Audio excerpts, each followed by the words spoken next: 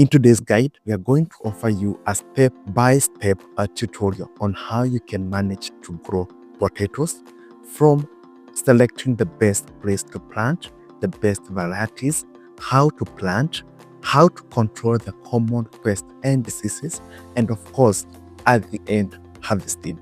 And a bonus tip on your common queries, all the questions that you ask, to ensure that you manage to succeed in potatoes farming. Well, I'm Kelvin Wairimu from FarmWorks. FarmWorks, it's an agricultural solution center where we train you farmers on maximizing and making the best out of your farming. We say our aim is to ensure that you get an extra coin in your pocket. Now, if you are here and you've not managed to subscribe, kindly make sure that you subscribe and share. What we usually appreciate and feel happy of is that the fact that you're here, it means that you are this focused farmer who really want to get the detail and also realistic solutions that can manage to empower and grow your farming. We know that farming is key and it is a business to you. So we really appreciate the fact that you are here. And don't forget that you can manage to share this with other farmers so that we can enlighten each other and help each other grow. To begin with, let's answer this question. Why should one grow potatoes? I mean, I know this is a question in your head, and especially for farmers who haven't decided to do potatoes. The number one reason that you should plant potatoes is the fact that they mature very fast, within 90 to 120 days. Then, market. There is always a ready market for potatoes. Yes.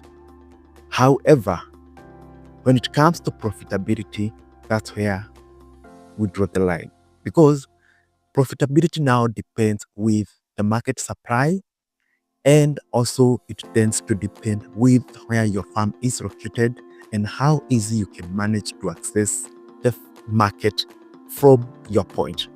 Therefore, you find that most farmers in rural areas and who have a little production cannot manage to supply their 2, 3, 4, 5 or 10 bags to the market, and therefore tend to depend on brokers who use this opportunity to exploit them and take advantage of them, end up buying at low prices, while for them they make a kill.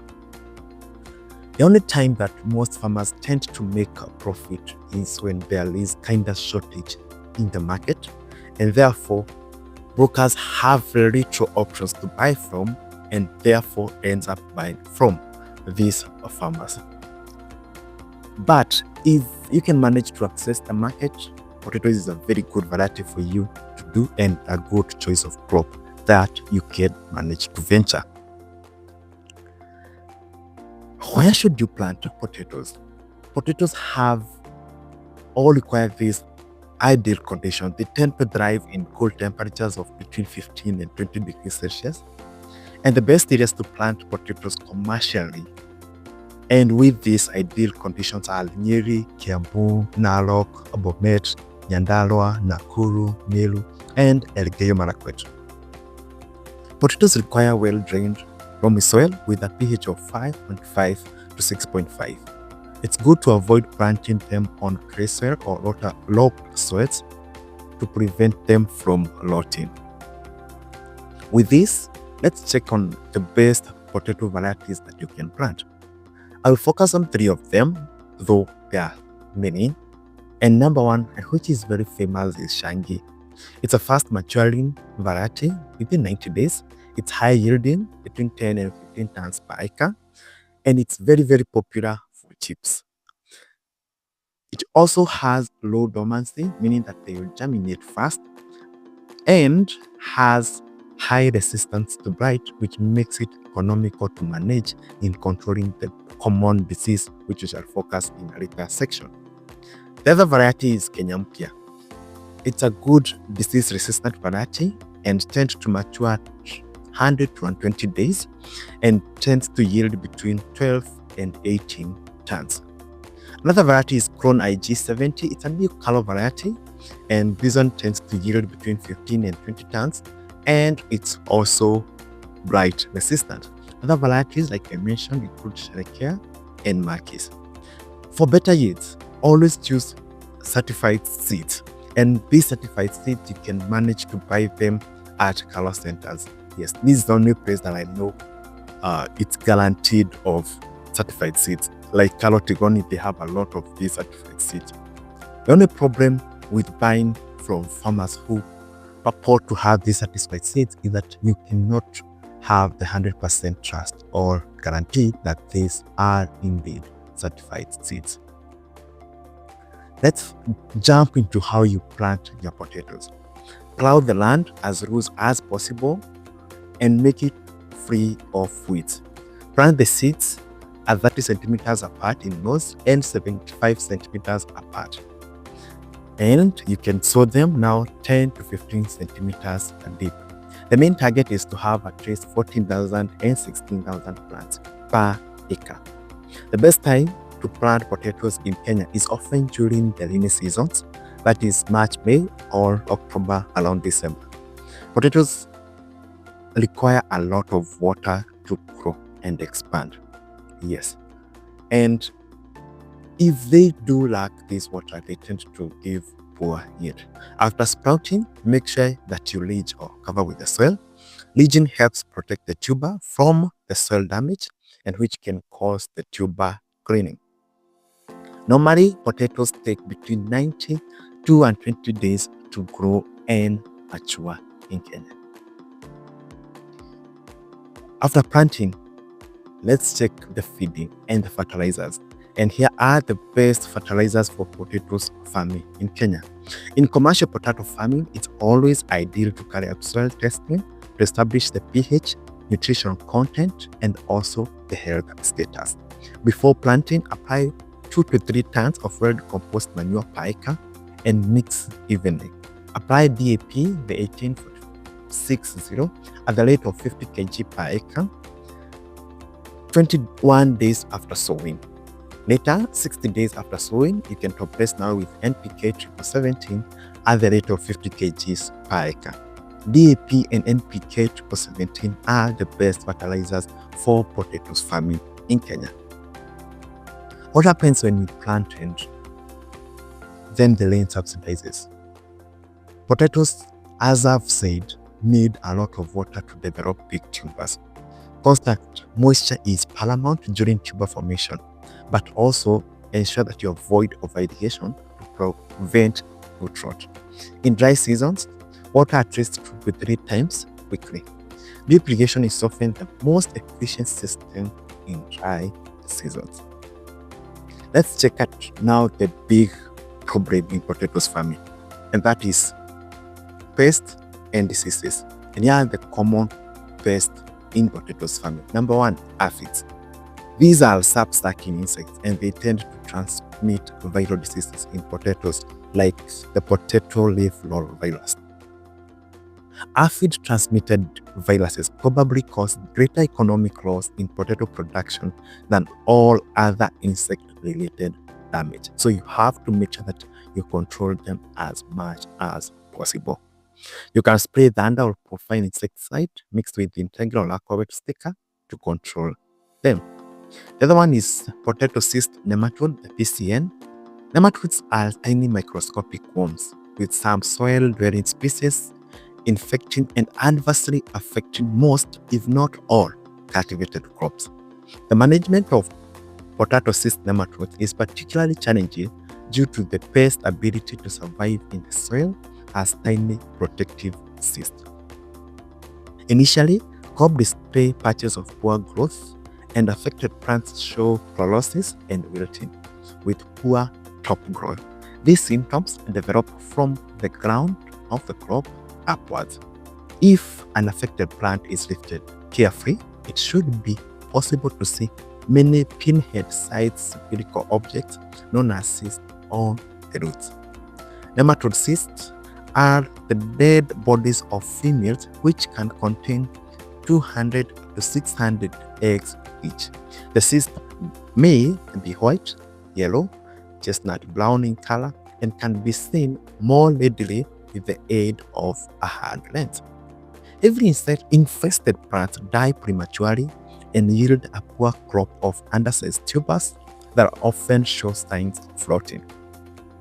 When an area is first infected by potato cyst nematode, only a small part of it may be affected.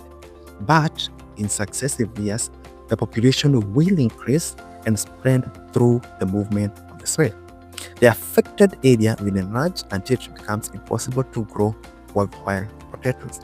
The best solution is crop rotation, or planting them in fields that had never been planted before. That's the best solution for these nematodes. So there are also some chemicals like the nematicides that you can use, but they're not as effective as opting to plant these potatoes in an area that it had never been done before. The common disease in potatoes farming, and this number one is the most destructive disease that has kicked out most potatoes farming from this business, and it's red blight.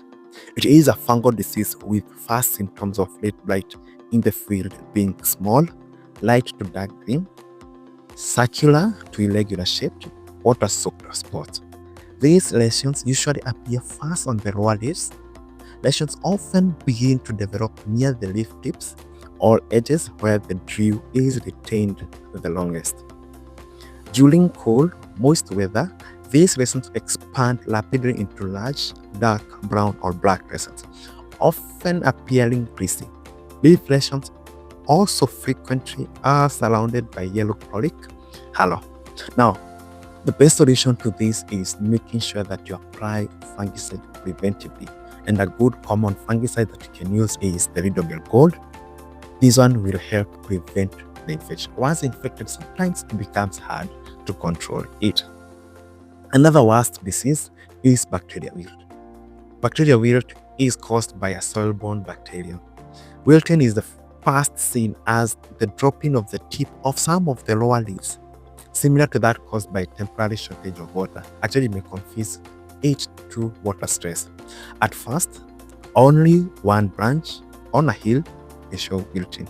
Affected leaves later become permanently wilted and roll upwards and inwards from the margin.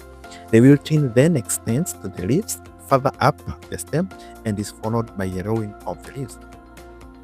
This yellowing, wilting, and in-rolling of the leaves makes diseased plant very obvious, especially when surrounded by the healthy plants. The leaves finally turn brown and fall off, beginning at the base of the stem and continuing upwards. Unfortunately, in most cases, this disease tends not to have any cure. But you can prevent the infection by planting using certified seeds and also doing it in a crop field that it had never planted before.